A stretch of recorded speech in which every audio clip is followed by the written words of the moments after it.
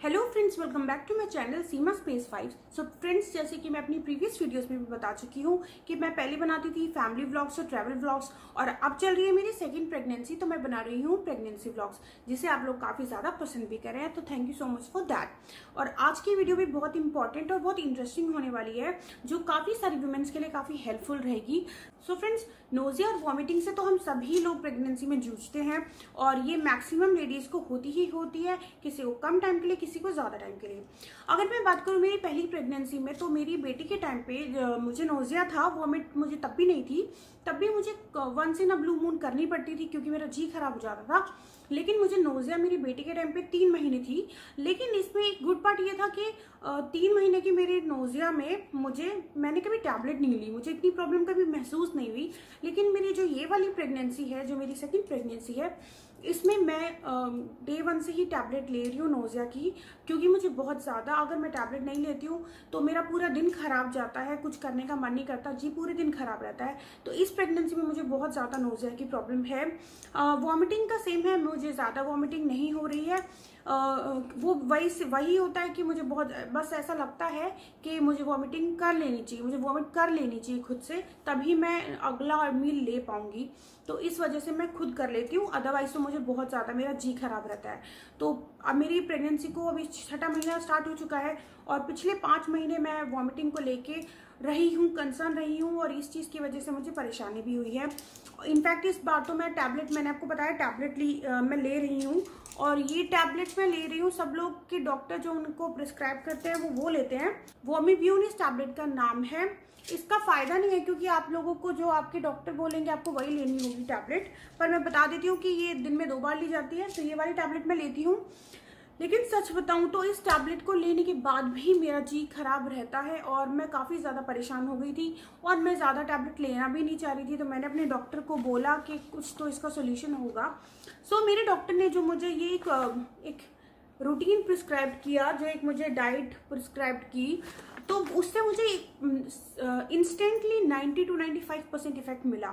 ऐसा नहीं है कि 5 महीने हो गए थे तो वो मेरी नोजिया खत्म होनी ही थी, ऐसा नहीं होता है। खत्म होनी होती तो वो तीसरे महीने पे खत्म हो जाती, अदरवाइज अगर उसको चलना है तो वो थोड़ी थोड़ी रहती ही है। और क्योंकि मैंने जैसे ही ये रूटीन फॉलो किया, मुझे इंस्टेंटली बहुत ज़्यादा फर्क पड़ा। तो मैं आपको ये रूटीन शेयर कर देती हूँ। और जब से मैंने ये रूटीन फॉलो करना शुरू किया है, मैं आपको सच बता रही हूँ, पहले मैंने 1 वीक से मैंने स्टार्ट किया है। पहले मैंने इसमें से 1 टैबलेट लेनी शुरू करी, और अभी फिलहाल पिछले 3 दिन से मैं एक भी टैबलेट नहीं ले रही हूँ, बस ये रूटीन फॉलो कर रही हूँ। तो मैं आपको रूटीन बता देती हूँ, जो मेरे डॉक्टर ने मुझे बताया था कि नोजिया को खत्म करने के लिए आपको क्या करना पड़ता है। देखो फ्रेंड्स, एक तो हम सबसे बड़ी गलती क्या करते हैं, काम में लग जाते हैं, या क्योंकि हमारा जी ऑलरेडी खराब होता है नोजिया की वजह से, तो हम अपना ब्रेकफास्ट स्किप कर देते हैं, या जो भी हमारी इंपॉर्टेंट मील्स होती हैं वो हम स्किप कर देते हैं कि बाद में खा लेंगे, सेकेंड ट्राइमेस्टर में जब हम ठीक हो जाएंगे तो हम खा लेंगे, भर पेट के बच्चे को हेल्दी कर लेंगे, अभी तो हमसे हो ही नहीं रहा है तो हम नहीं खाते। ये सबसे बड़ी गलती होती है, क्योंकि आप नहीं खा रहे हो इस वजह से कि आपको नोजिया हो रहा है और आपका मन नहीं कर रहा। एक्चुअल में आपको नोजिया हो ही इसलिए रहा है कि आप खा नहीं रहे हो। आप खा रहे हो, वो निकल जाएगा, कोई बात नहीं, पर आप खाओ। तो ये एक सबसे इंपॉर्टेंट चीज है जो मैं भी फॉलो नहीं कर रही थी। मेरा जी खराब रहता था तो मैं स्किप कर देती थी। फिर मेरे डॉक्टर ने बोला स्किप ही तो आपको नहीं करना, वही तो नोजिया का सबसे बड़ा कारण है। तो फिर मेरे डॉक्टर ने मुझे बोला कि सुबह जितने बजे भी आप उठते हो, 6 बजे, 7 बजे, 8 बजे या 5 बजे, जितने बजे भी आप उठते हो, सबसे पहले आपको क्या करना है। सबसे पहले मुझे डॉक्टर ने बोला आप क्या करते हो, आप या तो सबसे पहले पानी पीते हो, कुछ लोग दूध पीते हैं, कुछ लोग सीधा चाय पी लेते हैं, कुछ लोग सीधा ब्रेकफास्ट कर लेते हैं। सो मेरे डॉक्टर ने बोला 6 बजे उठ के तो कोई सीधा ब्रेकफास्ट कर नहीं सकता, या 7 बजे जब हमें अपने बच्चों को स्कूल भेजना होता है तो हम खुद तो पहले खाने नहीं बैठेंगे, है ना। लेकिन अगर हमने गैप कर दिया तो फिर क्या होगा, हमारा जी ऑलरेडी खराब हो जाएगा, और वो चीज अपना उसका प्रोसेस स्टार्ट हो जाएगा नोजिया वगैरह का। तो हमें क्या करना है, सबसे पहले मेरे को डॉक्टर ने बोला कोई रस, जैसे रस आता है ना मार्केट में, वो हमें खाना है, या तो एक रस हम खा सकते हैं, आप एक रस ले सकते हैं, या फिर ब्रेड को अच्छे से पूरा एकदम रोस्ट करके, मतलब अच्छे से पूरा ब्राउन रोस्ट करके, अच्छे वाला रोस्ट करके, उसको लाइट घी में रोस्ट करके आप उसको खाएं, तेल में नहीं, रिफाइंड ऑयल तो बिल्कुल भी नहीं, घी में आप उसको हल्का रोस्ट करके खाएं, लेकिन उसको भून ले अच्छे से, मतलब काला भी नहीं, जलाना भी नहीं है, पर उसको अच्छे से भून ले, मुझे ये डॉक्टर ने बोला, उसको हम खाएंगे। सो बेसिकली कार्ब होता है, वो जो ब्रेड होता है या जो रस होता है ना, वो कार्ब होते हैं उसमें। और मुझे डॉक्टर ने बोला है कि आपको सबसे पहले कार्ब्स लेने हैं, जिससे कि आपकी नोज़िया सेटल डाउन होगी। तो फिर मैंने ये करना शुरू किया। रस तो मैं कम ही खाती हूँ, क्योंकि एक तो कार्ब्स आपको पता है वो ऑलरेडी उसमें शुगर भी होती है, सब कुछ फैट भी होता है और रस में भी होता है। तो मैं उसके मुकाबले में ब्रेड प्रेफर कर लेती हूँ। मैं एक ब्रेड ले लेती हूँ सुबह मॉर्निंग में, और वो खा लिया। 6 बजे हमने ब्रेड ले लिया। 6 बजे के बाद सेकंड मील आपका जो मेन ब्रेकफास्ट होता है, जैसे कि 8 बजे बच्चों को भेजने के बाद या 9 बजे। सो उस टाइम पे आप हैवी ब्रेकफास्ट करें। फिर आपको जो भी लेना है आप ले सकते हैं, चाय, दूध। चाय तो एक्चुअल में मना ही करते हैं प्रेगनेंसी में, लेकिन जिनको आदत होती है वो एक चाय तो लेते ही हैं। और साथ में पोहा बना लिया, चीला बना लिया, जिसे ऑमलेट खाना है ऑमलेट या ब्रेड या सैंडविच, जो भी आप ब्रेकफास्ट में लेना चाहें, अच्छे से खाएं। ये ना सोचें कि निकल जाएगा, आप खा लें बस। उसके बाद मुझे तीसरा था, एक मैंने आपको 6 और 7 बजे का बता दिया, जब हम उठते हैं बच्चों को स्कूल भेजने से पहले, या आपके बच्चे नहीं हैं तो भी आप उठते ही खाना नहीं खाएंगे। तो सबसे पहले आप एक कार्ब वाली चीज ले लें, रस ले लें या ब्रेड ले लें। 8 बजे या 9 बजे या 9:30 बजे अपना ब्रेकफास्ट कर लें।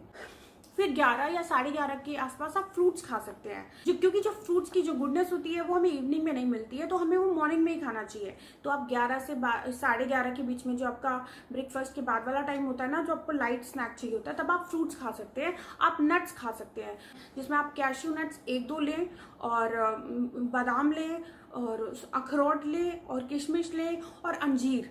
लेकिन मैं अंजीर के बारे में आपको एक चीज बता दूं, पहले तो ये जितने भी नट्स मैंने बताए, ये सब आपको रात को भिगोने हैं, फिर मॉर्निंग में खाने हैं। आप इनको ऐसे सीधा ना खाएं, भिगो के रात भर फिर खाएं, वो आपके लिए काफी अच्छा रहेगा। उनकी गर्मी भी निकल जाती है। और रही बात अंजीर की, कुछ लोग कहते हैं कि प्रेगनेंसी में अंजीर नहीं खाना चाहिए, वो गर्म होता है। आप सेकेंड ट्राइमेस्टर में अंजीर ले सकते हैं, फर्स्ट में आप अवॉइड करें, सेकंड में आप अंजीर ले सकते हैं, वो भी रात भर भीगा हुआ। तो ये नट्स आप खाएं, ये आपके लिए बहुत अच्छे रहने वाले हैं। और सच बताऊं तो वो टेस्ट भी बहुत अच्छा करते हैं, वो नट्स होते हैं ना सारे एक साथ, वो बहुत अच्छा टेस्ट करते हैं। 11, 11:30 बजे आप फ्रूट्स और नट्स ले सकते हैं। उसके बाद आप 1 से 2 बजे अपना लंच कर सकते हैं, प्रॉपर वाला लंच, जिसमें आप दाल, सब्जी, रोटी, चावल, जिसको दही सूट कर रही है दही, और सैलेड वगैरह अच्छे से अपना भरपेट अपना लंच करें। लंच के बाद अब ऐसा नहीं है कि बहुत लोगों की आदत होती है, उनकी आदत छूटती नहीं है, इनफैक्ट मेरी भी थी कि 2 ही टाइम खाना है, बीच की जो मील्स हैं वो रह जाती हैं। लेकिन अभी आपको अगर आपका नोज़िया ठीक करना है ना, तो आपको बीच में चाहे आप थोड़ा सा खाओ। आप मान लो आपने लंच हैवी कर लिया और आपका मन नहीं है कुछ भी खाने का, तो आपने 2-3 बादाम उठा के खा लिए, अखरोट उठा के खा लिए, या कुछ भी आपने थोड़े से मखाने भून लिए। तो ये थोड़ा थोड़ा कुछ ना कुछ खाएंगे ना, तो वो गैप नहीं बनेगा जिससे कि नोज़िया होता है। उसके बाद लंच के बाद आप शाम को 5 बजे वापस से इवनिंग स्नैक लेंगे, जिसमें मैंने आपको बताया ही है, कुछ लोग चाय पीते हैं लेकिन ना ही पिए, एक ही बार पिए तो ज्यादा अच्छा है। आप उस इवनिंग स्नैक में कुछ भी जो भी आप खाते हो, ये शाम के टाइम पे मठरी वठरी लोग खाते हैं, मखाने खाते हैं, फ्रूट्स खाते हैं। शाम के 5 बजे के बाद फ्रूट्स ना खाएं, तब तक आपको खाना है तो आप खा सकते हैं। उसके बाद आती है रात के डिनर की बारी, जो आप 8 से 9 बजे करते होंगे। फ्रेंड्स, मेरा एडवाइस तो ये रहेगा कि आप 9 बजे से लेट अपना डिनर बिल्कुल भी ना करें, वो बहुत ज़्यादा हैवी हो जाता है। और मुझे पता है कि जो हाउसवाइफ्स होती हैं वो अपने लिए इतना टाइम नहीं निकाल पाती हैं कि आप रात के 9 बजे भी, बहुत कम लेडीज होती हैं जो घूम फिर पाएँ या अपने लिए वॉक कर पाएँ। तो आप 8 से 9 बजे तक लेट से लेट अपना डिनर कर लें, जिसमें आप जो भी चाहे खा सकते हैं। और एक चीज़ का ध्यान रखें, कई बार ऐसा होता है ना कि हमें अपनी बॉडी का पता नहीं चलता है, क्योंकि प्रेगनेंसी सिम्टम्स में एसिड बनना बहुत ज़्यादा होता है कि आपको बहुत यहाँ पे एसिड बन रहा है, आपके गैस बन रही है, ये सब चीज़ें बहुत होती हैं। तो वो भी एक रीज़न होता है कि आप ज़्यादा लेट तक खाना ना खाएं।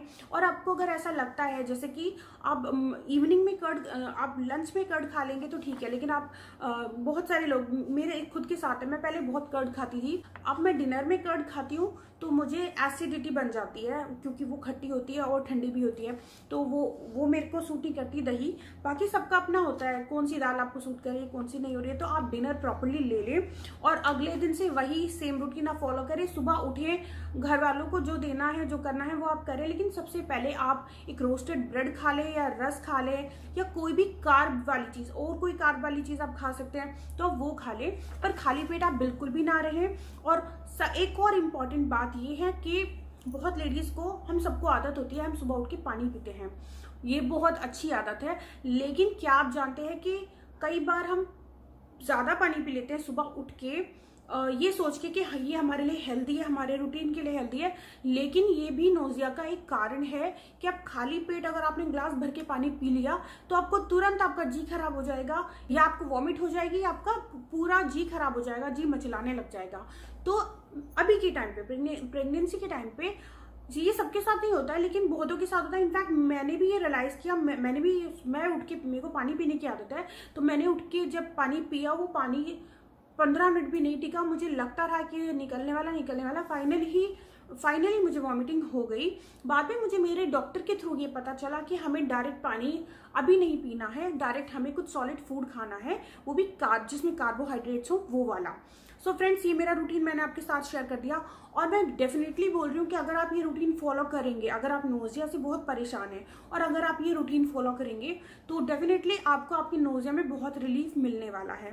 एक और छोटी सी ट्रिक बताती हूँ मैं आपको नोजिया के लिए। अगर आपको बहुत ज्यादा नोजिया हो रहा है, ये सब कुछ करने के बाद भी अगर आपको लग रहा है या आपका पेट इतना भरा हुआ है कि आप अगली मील नहीं ले पाएंगे जल्दी से, क्योंकि आपको गैप तो देना नहीं है अपने मील के बीच में ताकि नोजिया ना वापस से आ जाए, लेकिन फिर भी आपको बहुत ज्यादा नोजिया हो रहा है, तो आप क्या कर सकते हैं, अदरक का बिल्कुल छोटा सा टुकड़ा लेना है, बिल्कुल छोटा सा टुकड़ा अदरक का लेना है, और काला नमक डाल के उस, या काले नमक को लगा के चबाना है उसको, मतलब बहुत थोड़ा, इतना नहीं कि जिसमें मिर्ची लगे, बिल्कुल छोटा सा टुकड़ा लेना है अदरक का, आधा इंच का सा टुकड़ा लेना है, और काले नमक में लगा के वो चबाना है आपको इंस्टेंट रिलीफ मिलेगा नोजिया से।